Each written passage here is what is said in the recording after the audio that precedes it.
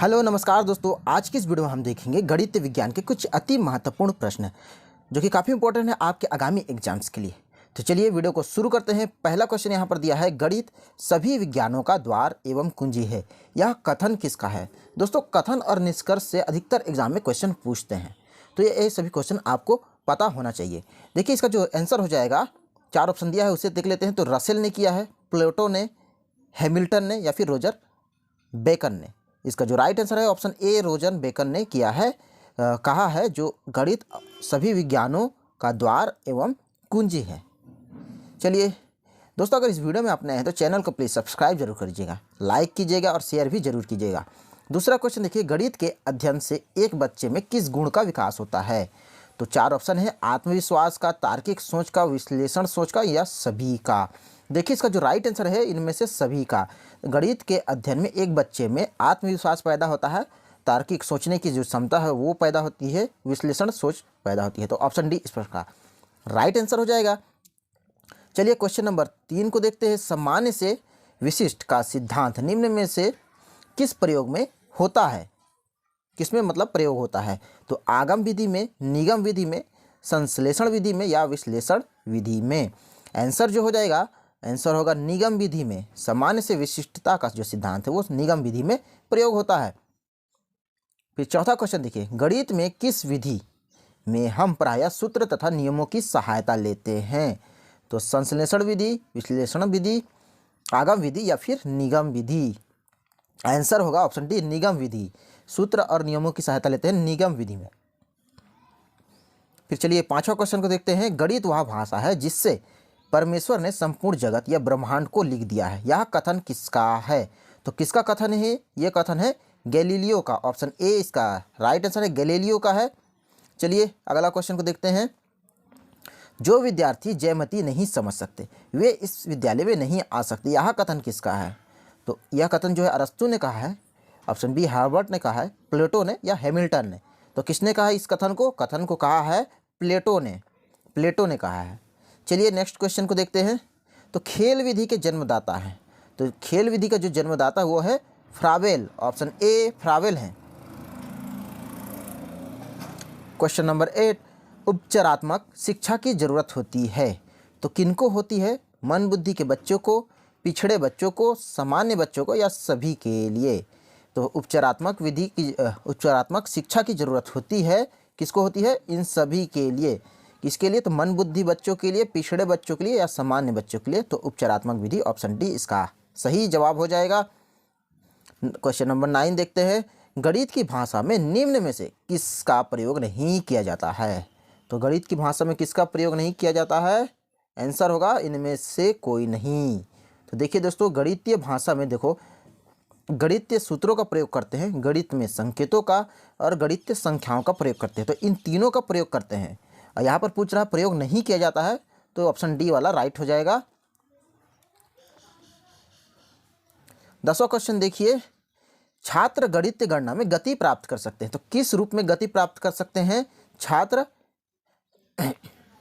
देखिए दोस्तों, यहाँ पर ऑप्शन ए चर्चा या वाद विवाद द्वारा, मौखिक कार्य द्वारा, लिखित कार्य द्वारा या फिर अभ्यास के द्वारा। दोस्तों अलग अलग क्वेश्चन में देखिए अलग अलग मेरे को आंसर मिला है। जैसे गणितीय गणना में जो गति प्राप्त कर सकते हैं, कई क्वेश्चन में मिला है कि मौखिक कार्य द्वारा और कई बार लिखित कार्य द्वारा। लेकिन इसमें से जो राइट आंसर मेरे को निष्कर्ष मिला वो है अभ्यास द्वारा। अगर आप निरंतर अभ्यास करेंगे तो गणितीय गणना में जो है आप गति प्राप्त कर सकते हैं। ऑप्शन डी इसका सही जवाब हो जाएगा। चलिए 11वें क्वेश्चन को देखते हैं। गणित का भौतिक संबंध कहलाएगा। तो भौतिक संबंध क्या कहलाएगा। ऑप्शन ए इसका सही जवाब होगा गुणांक। भौतिक संबंध जो है गुणांक कहलाएगा। चलिए 12वें क्वेश्चन को देखते हैं। तो 12वां क्वेश्चन दिया, उपचारात्मक शिक्षण की प्रक्रिया कब तक चलती रहनी चाहिए। तो कब तक चलती रहनी चाहिए, जब तक छात्रों का पिछड़ापन दूर ना हो जाए तब तक उपचारात्मक का जो शिक्षण प्रक्रिया वो चलता रहना चाहिए। ऑप्शन ए इसका करेक्ट आंसर है। गणित की प्रारंभिक कार्य अवस्था है। तो प्रारंभिक कार्य अवस्था क्या है गणित की, ये हो जाएगा ऑप्शन बी हो जाएगा मौखिक गणित। गणित की प्रारंभिक जो है कार्य अवस्था वो मौखिक गणित होना चाहिए। चलिए चौथा नेक्स्ट जो दिया है, सरल ब्याज सीखे बिना चक्रवृद्धि ब्याज समझ में नहीं आ सकता, यह संबंध है। तो किसका संबंध है? पारस्परिक संबंध है। ऑप्शन ए इसका करेक्ट आंसर है, पारस्परिक संबंध। सहायक सामग्री गणित सीखने में लाभ पहुंचाती है। इसका जो आंसर होगा उपयुक्त सभी ढंग से। तो कौन कौन से ढंग से देख लेते हैं। विषय वस्तु को रोचक बनाकर, विषय वस्तु को मनोरंजक बनाकर, कक्षा में अनुशासन बनाकर सहायक सामग्री गणित सीखने में लाभ पहुंचाती है। चलिए 16वां क्वेश्चन, जिस विधि द्वारा गणित शिक्षण में स्थायित्व मिलता है, तो वो विधि कौन है? वो विधि है आगम विधि। ऑप्शन ए आगम विधि।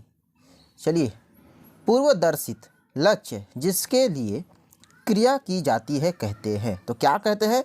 इसका जो आंसर हो जाएगा उद्देश्य कहते हैं। ऑप्शन डी उद्देश्य कहते हैं। फिर चलिए, मौखिक गणित शिक्षण लाभदायी होता है क्योंकि इसमें क्या होती है? एकाग्रता बढ़ती है, क्रमबद्धता आती है, स्वावलंबन की भावना का विकास होता है या स्वच्छता शुद्धता आती है। आंसर जो होगा एकाग्रता बढ़ती है। मौखिक गणित शिक्षण लाभदायी होता है क्योंकि इसमें एकाग्रता बढ़ती है। 19वां क्वेश्चन देखिए, छोटी कक्षाओं में गणित विषय में रुचि उत्पन्न करने के लिए पढ़ाने का तरीका होना चाहिए। तो क्या तरीका होना चाहिए? मनोरंजन एवं खेल का संबंध, मनोरंजन एवं खेल का प्रयोग करना चाहिए। अबेकस का प्रयोग छोटी कक्षाओं में किस शिक्षण में प्रभावी होता है? तो एबेकस जो है गिनती सीखने में प्रभावी होता है। ऑप्शन ए इसका करेक्ट आंसर हो जाए। फिर देखिए, एक संख्या का दशमलव निरूपण समझने के लिए निम्नलिखित में से कौन सी पूर्व जानकारी का ज्ञान होना चाहिए? तो योग होना चाहिए, व्याकलन, स्थानीय मान या गुणा। तो किसका ज्ञान होना चाहिए? आंसर हो जाएगा ऑप्शन 3 स्थानीय मान का ज्ञात होना चाहिए। बच्चों को भिन्न की संकल्पना पढ़ाने के लिए निम्नलिखित में से क्या अत्यंत उपयुक्त है?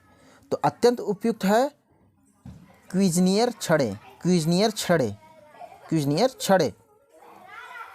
फिर देखिए 23 नंबर का जो क्वेश्चन है, गणित की प्रकृति के विषय में निम्नलिखित में से कौन सा कथन सत्य नहीं है? तो कौन सा कथन सत्य नहीं है? तो प्राथमिक स्तर पर गणित प्रत्यक्ष है और कल्पना की आवश्यकता नहीं है। तो ये वाला कथन सत्य नहीं है। तो सत्य क्या है? देखिए, सत्य ये है कि गणित में विचारों के सही संचरण के लिए विशेष शब्दावली का प्रयोग होता है। ठीक। फिर दूसरा देखिए, गणित ज्ञान की संरचना में तर्क कौशल महत्वपूर्ण है, ये भी सत्य है।